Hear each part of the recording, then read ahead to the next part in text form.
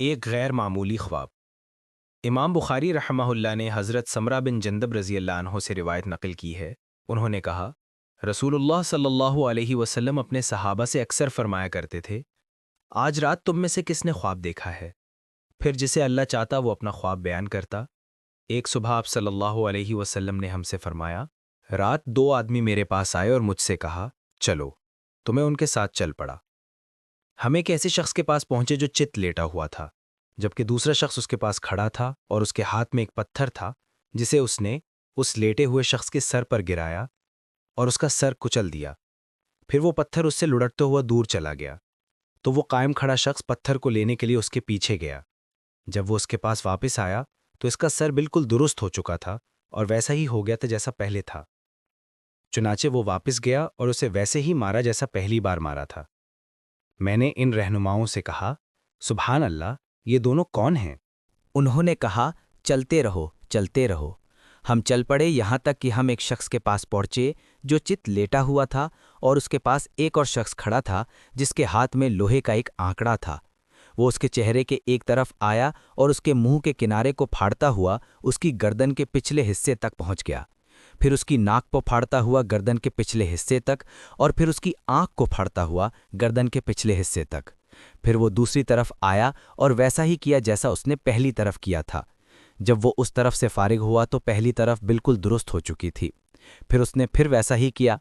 آپ صلی اللہ علیہ وسلم نے فرمایا، میں نے پھر کہا، سبحان اللہ، یہ دونوں کون ہیں؟ انہوں نے مجھ سے کہا، چلتے رہو، اور ہم چل پڑے یہاں تک کہ ہم ایک تندور جیسی چیز کے پاس پہنچے۔ اس میں ہلچل اور شور تھا۔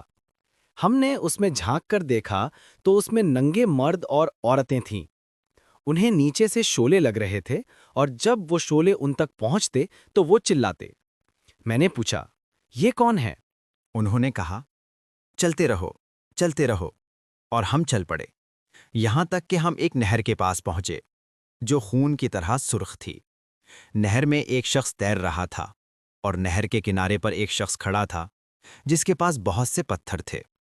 جب وہ تیرنے والا تیرتا ہوا پتھر جمع کرنے والے کے پاس پہنچتا تو وہ اس کا منہ زبردستی کھولتا اور اسے ایک پتھر نگلواتا۔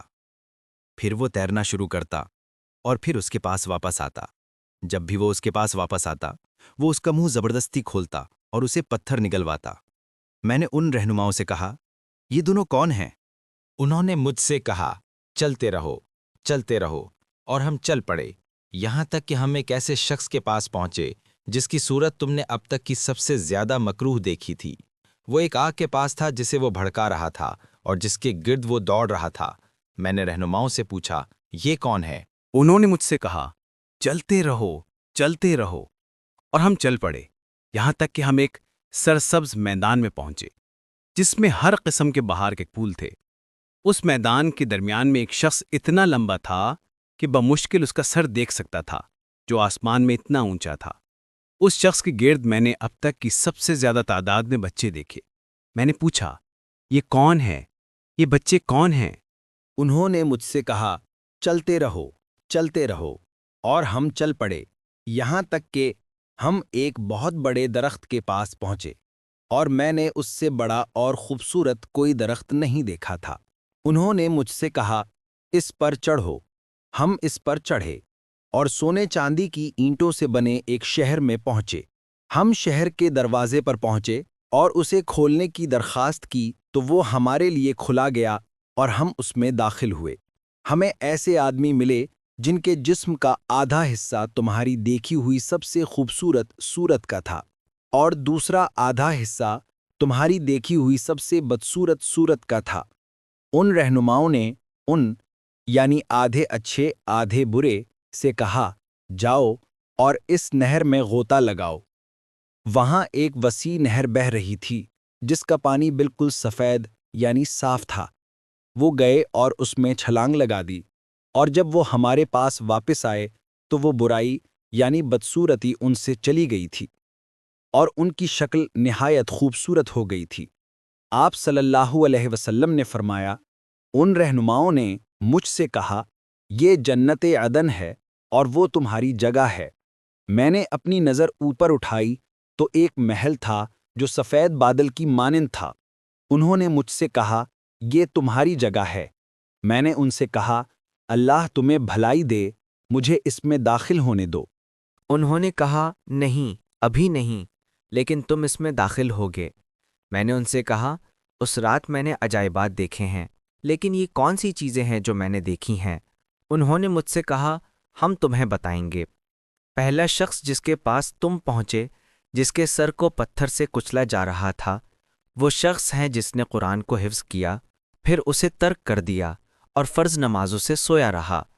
اور جس شخص کے پاس تم پہنچے جس کا جبڑا اس کی گردن تک پھاڑ دیا گیا تھا، whose nostril to his neck and whose eye to his neck، وہ ایک شخص تھا جو اپنے گھر سے نکلا اور جھوٹ بولا، جو ہر جگہ پھیل گیا، اور جو ننگے مرد اور عورتیں تندور جیسی چیز میں تھے، وہ زانی اور زانیائیں تھیں۔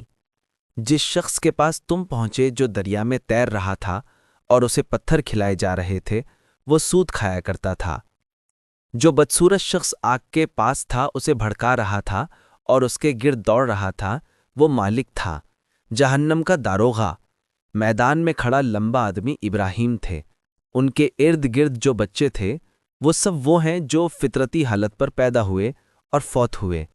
بعض مسلمانوں نے پوچھا، یا رسول اللہ، مشرکین کے بچے بھی؟ رسول اللہ صلی اللہ علیہ وسلم نے فرمایا، مشرکین کے بچے بھی، اور جو لوگ آدھے خوبصورت اور آدھے بدصورت تھے وہ لوگ ہیں جنہوں نے نیک اعمال اور برے اعمال کو ملا دیا تھا، اللہ نے انہیں معاف کر دیا۔ اس حدیث میں موجود تعبیرات کے معنی فتح الباری میں بیان کیے گئے ہیں۔ آپ صلی اللہ علیہ وسلم کے فرمان، رات میں 2 آدمی میرے پاس آئے۔ میں 2 آدمی، جیسا کہ جریر بن حازم کی دوسری روایت میں آیا ہے، جبرائیل اور میکائیل ہیں، وہ میرے پاس آئے، کے بارے میں ابن جبیرہ کہتے ہیں کہ اس کا مطلب ہے کہ انہوں نے آپ کو جگایا۔ ممکن ہے کہ آپ نے خواب میں دیکھا کہ انہوں نے آپ کو جگایا اور آپ نے خواب میں ہی وہ سب کچھ دیکھا اور جاگنے کے بعد بیان کیا، اور آپ کا خواب بیدالی کی مانند تھا۔ تاہم آپ نے جو کچھ دیکھا وہ ایک استعارہ تھا،